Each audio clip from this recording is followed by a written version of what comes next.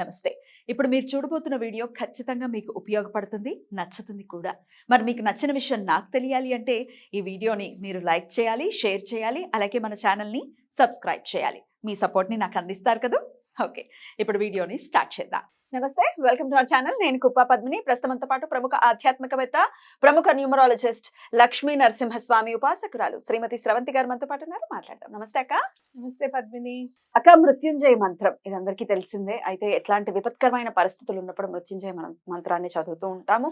అయితే అప్పుడేనా, లేకపోతే ఎలాంటి అవాంఛనీయమైన పరిస్థితులు మనకు ఎదురు కాకుండా ఉండటం కోసం కూడా మృత్యుంజయ మంత్రాన్ని చదువుకోవచ్చా? చక్కగా చదువుకోవచ్చు. ఎందుకంటే మనం చదివేది ఎలాంటి పరిస్థితులు మనకు ఒక్కొక్కసారి అంటే మామూలుగా మృత్యుంజయ మంత్రం అంటే ఎవరికన్నా ఒంట్లో బాగాలేనప్పుడు, హాస్పిటల్లో ఉన్నప్పుడు, ఈ 2-3 months బాగలేదండి కొంచెం అని అంటే ఇంట్లో చదువుకున్నాను, లేకపోతే హాస్పిటల్లో ఉన్నప్పుడు అంటే ప్రత్యేకంగా ఎవరినన్నా నియమించుకుని జపం ధారపోయడానికి అని చెప్పి కూడా చేయిస్తాం. ఎప్పుడూ కూడా రోజు 11 సార్లు మృత్యుంజయ మంత్రం చదువుకుంటే చాలా మంచిది. అంటే ఆ రోజు ఎలాంటి విపత్కర సంఘటనలు జరగకుండా, నెగటివ్ ఎనర్జీస్ ఏవి కూడా మన దగ్గర రాకుండా కూడా. అవునా? నెగటివ్ ఎనర్జీ అస్సలు శివుడు అంటే శివుడి ఆధీనంలోనే ఉంటాయి కదా అవన్నీ కూడా. కాబట్టి తప్పకుండా నెగటివ్ ఎనర్జీస్ ఏవి కూడా మన జోలికి రాకుండా కూడా ఉంటాయి అన్నమాట. అయితే మామూలుగా మనకి అయ్యి బాబాయ్ ఇక మరణమే శరణం అన్నట్టుగా అంటే పరిస్థితులు ఉంటాయి చూడు. కొన్ని ఎవరికైనా డబ్బులు ఇవ్వాలి, ఆ డబ్బులు అందవు, అవతల వాళ్ళు ఆగరు, చాలా ఇబ్బంది పెడుతూ ఉంటుంది. ఇంట్లో ఏమన్నా గొడవలు అయిపోతాయేమో అన్న భయం ఉంటుంది. అప్పుడు చదువుకోవచ్చు. ఇంట్లో విపరీతమైన గొడవలు అవుతున్నాయి, అసలు ఎందుకు అవుతున్నాయో కూడా అర్థం కావట్లేదు. ఒకళ్ళకొకళ్ళు ఎలాంటి మాటలు మాట్లాడుకుంటారంటే, నేను లేకపోతే నీకు అర్థమవుతుందిరా, నేను లేని రోజున వస్తుంది చూసావా, అప్పుడు నా విలువ ఏంటో తెలుస్తుంది. ఇలాంటి మాటలు కూడా గొడవల్లో మాట్లాడుకుంటూ ఉంటారు అనమాట. అసలు ఎంతో మంది పెద్ద పెద్ద వాళ్ళు పోతున్నారు, నువ్వు ఓట్లేదేంటో అని అనుకుంటారు. మంచి మంచి వాళ్ళందరూ పోతున్నారు, నువ్వు ఓట్లేదేంటో అనుకుంటారు. ఇలాంటి మాటలన్నీ మాట్లాడుకునే గొడవలు ఉన్నప్పుడు కూడా మృత్యుంజయ మంత్రం చాలా బాగా పనిచేస్తుంది. మానసిక అశాంతి అప్పుడు కూడా చాలా బాగా పనిచేస్తుంది. ఎందుకంటే చంద్రుడికి చెప్పాడు అనమాట మార్కండేయ స్వామి ఈ మంత్రం చదువు అని చెప్పి. కాబట్టి చంద్రుడు మనకు కారకుడు మనకి. అలాగే మనకి ఏమైనా ఆర్థిక ఇబ్బందులు ఉంటే ముందు మనకి మనసే కదా బాధపడేది. కాబట్టి ఆర్థిక ఇబ్బందుల్ని తొలగింపజేయడానికి కూడా ఈ మంత్రం చాలా బాగా పనిచేస్తుంది అనమాట. ఇలాంటి విపత్కర పరిస్థితి నుంచి మమ్మల్ని రక్షించు స్వామి అని చెప్పి మనం అడుగుతాం ఆ శ్లోకంలో. కాబట్టి ఆర్థిక ఇబ్బందులకి కూడా మృత్యుంజయ స్తోత్రం మంత్రం చాలా బాగా పనిచేస్తుంది. అలాగే ఎవరైనా అవమానిస్తూ ఉంటారు మనని విపరీతంగా. ఎలా అంటే ఇండ్లల్లో కూడా చూడు, ఫంక్షన్స్కి వెళ్తూ ఉంటాం కదా, వెళ్ళినప్పుడు మనం ఎవరో కూడా తెలియనట్టు బిహేవ్ చేస్తూ ఉంటారు అనమాట మిగతా వాళ్ళ ముందు. అప్పుడు మనకి బాధ అనిపిస్తుంది. ఏంటో మనని గుర్తించట్లేదన్న బాధ విపరీతమైన వర్ణనాతీతం అది. ఇంట్లో ఎవరికైనా చెప్పుకున్నాం అనుకో, భర్తకి చెప్పుకున్నా లేకపోతే భార్యకి చెప్పినా, పోన్లేండి వాళ్ళు పలకరిస్తేనేనా, పలకరించే వాళ్ళతో మాట్లాడండి, ఏముంది దాంట్లో, నిన్ను పలకరించకపోతే ఏమైంది, మిగతా వాళ్ళు ఎవరు నిన్ను పలకరించలేదా అని భర్త అంటాడు. పలకరించారండి అంటే మరి వాళ్ళ గురించి నీకెందుకు బాధపడడం అనేది మనం సంధాయిస్తారు, ఓదారుస్తారు. కాదు అని నేను అనను, కానీ ఆ బాధ పడిన వాళ్ళకి తెలుస్తుంది ఎంత మానసిక అశాంతి అనేది 2-3 రోజులు ఉంటుంది మనం ఎక్కడికైనా ఫంక్షన్కి వెళ్ళి వస్తే. ఇలాంటి బాధలు పడినప్పుడు సుమారుగా అందరూ ఎదుర్కొంటారేమో ఇట్లాంటివి. నేను కూడా ఎదుర్కొన్నాను. అందులో ఎవ్వరు కాదేది కవితకు అనర్హం, అది ఎవ్వరు ఇట్లాంటి అవమానానికి అనర్హం. అంటే వాళ్ళు ఎలా అంటే నువ్వెవరో కూడా మాకు తెలియదు అన్నట్టు బిహేవ్ చేయడం అనేది చాలా ఇబ్బందికరమైన విషయం. ఎందుకంటే మిగతా చుట్టాలందరూ ఉంటారు కదా, అయ్యో అదేంటి వీళ్ళు మాట్లాడుకోవట్లేదు ఏంటని వాళ్ళకి డౌట్ వస్తుంది కదా, అవునా కదా. అప్పుడు స్టార్టింగ్ లో నేను చాలా బాధపడేదాన్ని. తర్వాత నన్ను పలకరించిన వాళ్ళతో నేను హ్యాపీగా మాట్లాడడం స్టార్ట్ చేశాను. అప్పుడు నాకు ఆ బాధ తొలగిపోయింది. ఎట్లా డీల్ చేయాలంటారు? ఇప్పుడు ఎవరైనా మనం పలకరించే వాళ్ళు ఉంటారుగా, ఫంక్షన్ లో ఎవరు ఉండకుండా ఉండరు కదా, వాళ్ళతో ఎక్కువగా టైం స్పెండ్ చేయడం మొదలు పెట్టాను.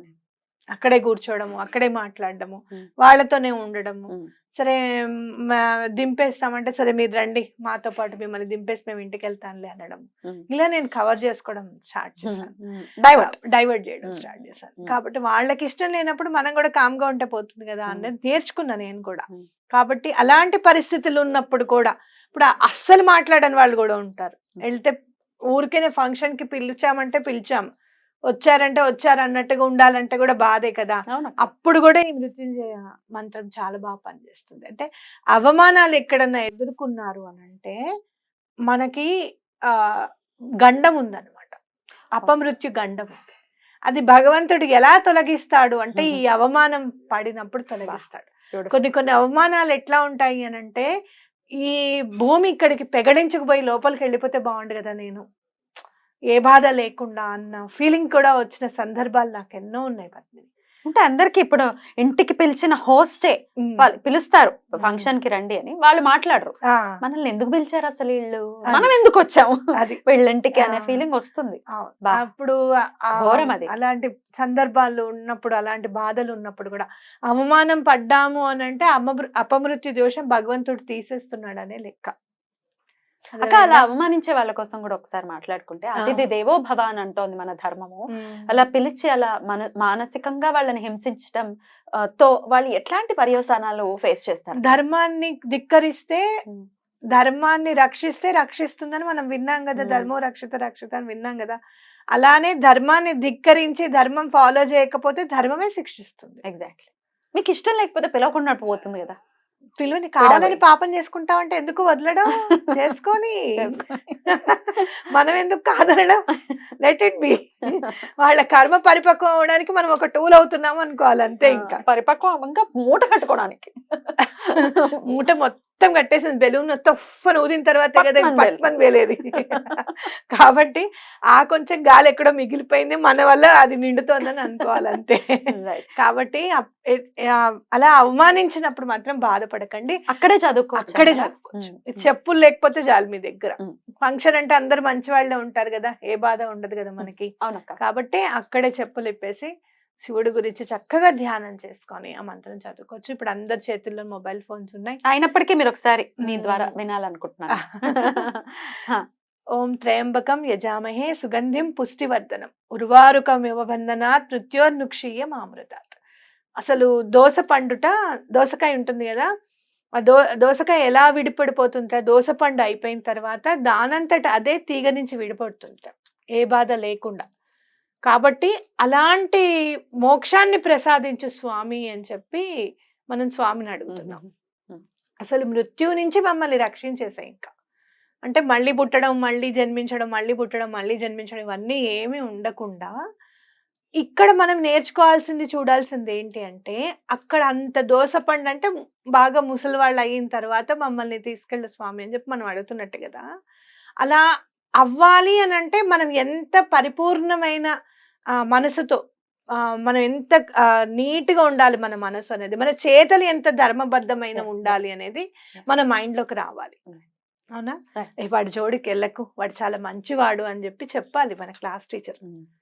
ఎప్పుడైనా మనం అల్లరి చేసినా అలా చెయ్యరే, ఒకసారి నేను మాట్లాడతాను ఉండండి అని చెప్పి చెప్పేవాళ్ళు కదా టీచర్స్, మన మీద నమ్మకంతో.